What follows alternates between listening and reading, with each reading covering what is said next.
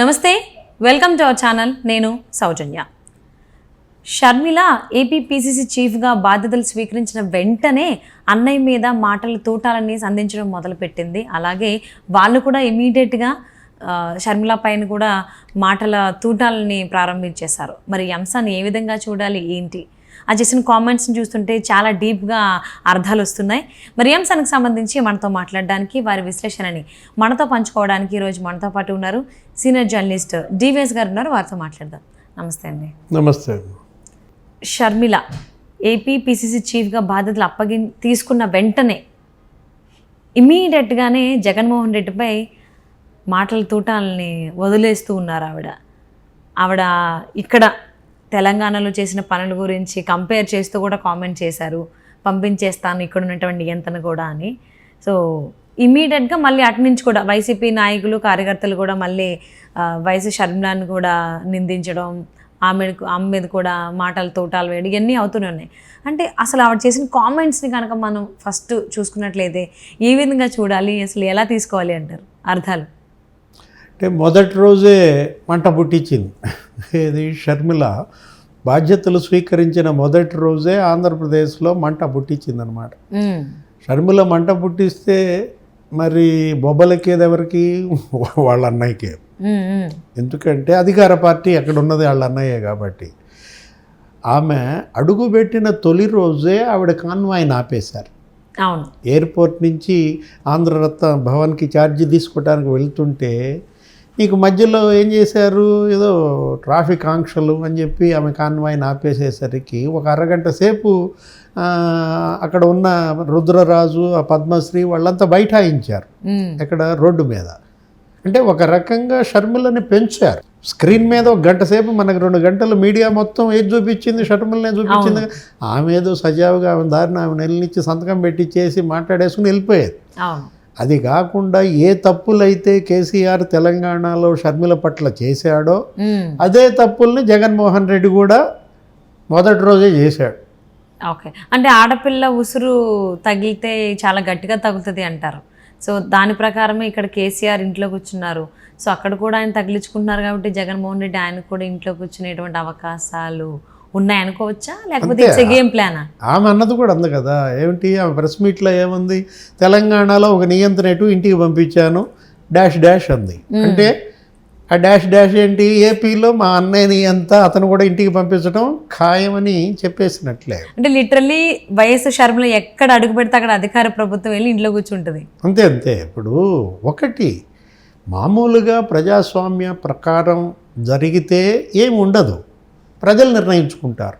వీళ్ళే ఒక వ్యక్తిని, ఒక పార్టీని అణగదొక్కితే ప్రజలు ఊరుకోరు. ఆ వ్యక్తిని, ఆ పార్టీ వెనక నిలబడతారు, తొక్కితే ఇంకా పైకి లేస్తారు. ఎందుకంటే బాధితుల వైపే ప్రజలు ఉంటారు. ఇప్పుడు వీళ్ళు బాధితులు అవుతున్నారు. జగన్మోహన్ రెడ్డి బాధితులు కావచ్చు, కేసీఆర్ బాధితులు కాబట్టే ప్రజలు వాళ్ళకు అండగా నిలబడ్డారనమాట. మనం చూసాం తెలంగాణలో షర్మిల పట్ల కేసీఆర్ ప్రభుత్వం ఎలా వ్యవహరించింది. ఆమెను పోలీస్ స్టేషన్లో పెట్టారు. ఆమె కోసం ఆమె తల్లే పోలీస్ స్టేషన్కి వెళ్లాల్సిన పరిస్థితి. షర్మిల వాహనాన్ని ట్రాలీ వెహికల్లో లాక్కుపోయారు, తగలబెట్టారు క్యారవాన్ను. ఇదంతా ఇప్పుడు ఇక రేపు ఆంధ్రప్రదేశ్లో జగన్మోహన్ రెడ్డి కూడా ఆ తప్పులే చేస్తాడా? మొదటి రోజే మనకు కనపడింది ఆ తప్పు. ఇప్పుడు రేపు ఆమె మొత్తం జిల్లాల టూర్కి పిలిపించింది. రోజుకు 3 జిల్లాల చొప్పున 9 రోజుల్లో 9 మూళ్ళు 27 జిల్లాలు తిరుగుతానని చెప్పి. అంటే ఏంటి? మొత్తం సుడిగాలి ప్రచారానికి షర్మిల సిద్ధమైంది. మొదటి ప్రెస్ మీట్లోనే అన్న వైఫల్యాలను తూర్పారబట్టింది. 10 లక్షల కోట్ల అప్పుల్లో ముంచాడు. మరి ఇంతమంది ఎంపీలను గెలిస్తే ప్రత్యేక హోదా తెచ్చాడా? ఆ రోజు హోదా కోసం దీక్షలు చేసిన జగన్ రెడ్డి మరి అధికారంలోకి వచ్చి చేసిన ఉద్యమం ఏంటి? గెలిపించిన ఎంపీలంతా కూడా బీజేపీ ఎంపీలంది, వైసీపీ ఎంపీలు కాదు, వాళ్ళు బీజేపీ ఎంపీలంది. అంటే ఏంటి? వైసీపీ బీజేపీ బీ టీం అనేది ఎవరు చెప్తున్నారు? మనం చెప్పటం కాదు, ప్రతిపక్షాలు తెలుగుదేశం జనసేన అంటాం కాదు, చెల్లే అంటోంది. అన్న పార్టీ బీజేపీ బీ టీమ్గా మారింది అని చెల్లి చెప్పినప్పుడు ప్రజలు నమ్మకుండా ఎందుకుంటారు? షర్మిల నిన్న చేసిన విమర్శల్లో చాలా తీవ్రమైన విమర్శన ఏంటి? అసలు ఈయన క్రిస్టియన్నేనా? జగన్మోహన్ రెడ్డి క్రిస్టియన్ అయితే మణిపూర్లో మరి 2000 చర్చిలు తగలబెడితే నువ్వు కనీసం ఖండించవా? 60,000 మంది క్రిస్టియన్లను రోడ్ల పాలు చేస్తే క్రిస్టియన్ అయి ఉండి నువ్వెందుకని ఖండించలేదు అని అడిగింది. మనం గతంలో ఢిల్లీలో కాంగ్రెస్ కండువా కప్పుకున్నప్పుడు అదే మాట మాట్లాడింది.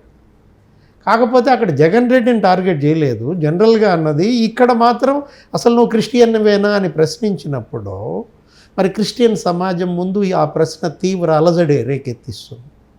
ఏ ఓట్ బ్యాంక్ అయితే ఇవాళ జగన్మోహన్ రెడ్డిని గెలిపించిందో, అధికారం చేపెట్టి ఇట్లా చేసిందో, ముఖ్యమంత్రి అయ్యాడో, ఆ క్రిస్టియన్ ఓట్ బ్యాంక్, ముస్లిం vote bank, weaker sections BC, ST వీళ్ళందరినీ రేపు షర్మిల టార్గెట్ చేయబోతాను. ఈ దాడులు గత 5 ఏళ్లలో ఎస్సీల పైన జరిగిన దాడులన్నీ ఆమె రేపు ప్రజల్లోకి తీసుకువెళ్ళే అవకాశం ఉంది. ఎక్కడ విశాఖలో డాక్టర్ సుధాకర్ని ఎలా అమానవీయంగా ఆ కుటుంబాన్ని ఇబ్బంది పెట్టారో మనం చూసాం. చనిపోయాడు, ఒక వైద్యుడు అనమాట. కడపలో డాక్టర్ అచ్చెన్నని హత్య చేశారు, వెటర్నరీ డాక్టర్. శిరోముండనాలు, సజీవ దహనాలు, గతంలో ఎప్పుడూ జరగనంత హింసాకాండ ఎస్సీ, ఎస్టీ, బీసీ, ముస్లింల పైన జరిగింది. బహుశా ఈమె అసలు ఒక ఓదార్పు యాత్ర కూడా టేకప్ చేయొచ్చు. ఎన్నికల లోపు ఎవరైతే చనిపోయారో వాళ్ళందరి ఇళ్లకు వెళ్ళి పలకరించి వాళ్ళల్లో భరోసా నింపే ప్రయత్నం కూడా షర్మిల చేయొచ్చు. అవును, అంటే ఈవిడ కామెంట్ చేయడమే కాకుండా అన్నయ్య పైన, అన్నయ్య డైరెక్ట్గా చేయలేదు కానీ షర్మిల పైన కామెంట్స్ ఆ వైసీపీ నాయకులు మాత్రం చేశారు షర్మిల పైన. సో అంటే అవి కూడా చాలా తీవ్రంగా ఉన్నాయి. అంటే రాజకీయ పరంగా ఆలోచించుకుంటే ఇంకా రక్త సంబంధాలు అవన్నీ పట్టించుకోరా వైసీపీ నాయకులు? అది దారుణం. నిజంగా రాజశేఖర రెడ్డి కనుక బతికుంటే వీళ్ళంతా తేల్చేవాడు. ఇప్పుడు తన ఆత్మగానే అంత తేల్చుతారని అనిపిస్తుంది, కూతురు కదా అందులోను. ఇప్పుడు తన కూతురు పట్ల ఇంత అసభ్య పోస్టులు సోషల్ మీడియాలో మరి పేటీఎం బ్యాచ్ పెట్టడం అంటే రాజశేఖర రెడ్డి బతికున్నట్టయితే వీళ్ళకి కనపడే చుక్కలు. ఇవాళ తప్పది. ఒక మహిళ రాజకీయంలోకి వచ్చినప్పుడు ఆ మహిళను స్వాగతించాలా, ఆ మహిళను ఆహ్వానించాలా, ఆమె ప్రచారం ఆమె చేసుకొనివ్వాలి. అవును, అంతే తప్ప ఇలా సోషల్ మీడియాలో అసభ్య పోస్టులు పెట్టడం లేదు. ఆమె యొక్క ఆ నైతికతను, ఆ ధైర్యాన్ని దెబ్బం తీసే ప్రయత్నం అది చాలా దారుణం. ఇప్పుడు సజ్జల రామకృష్ణారెడ్డి నిన్నేదో మాట్లాడాడు. ఏంటి, షర్మిల మీద ఆమె మరి తెలంగాణలో ఉంది కదా నిన్నటిదాకా, ఈ 10 రోజుల్లోనే ఆంధ్రాను అధ్యయనం చేసిందా, ఈ 10 రోజుల్లోనే చదివేసిందా ఆంధ్ర సమస్యలను ఏదన్నాడు. షర్మిల మీకోసం 3000 కిలోమీటర్లు ఇక్కడ పాదయాత్ర చేసింది. ఎక్కడ? ఏపీలో. ఇప్పుడు జగన్మోహన్ రెడ్డి ముఖ్యమంత్రి కుర్చీ షర్మిల కష్టమే కదా. అవును, ఇప్పుడు సజ్జల ఇవాళ 5 లక్షల జీతం, మరి షర్మిల కష్టమే కదా. ప్రభుత్వ సలహాదారు పోస్టు నీకు షర్మిల వల్ల వచ్చింది. ఇచ్చింది జగన్మోహన్ రెడ్డి కావచ్చు, కానీ దానికి కష్టపడింది ముందు ప్రచారంలో అమ్మాను చెల్లే కదా జగన్మోహన్ రెడ్డి కోసం. మరి అలాంటి షర్మిల పట్ల ఈ విధమైనటువంటి వ్యాఖ్యలు అది సరైంది కాదనమాట.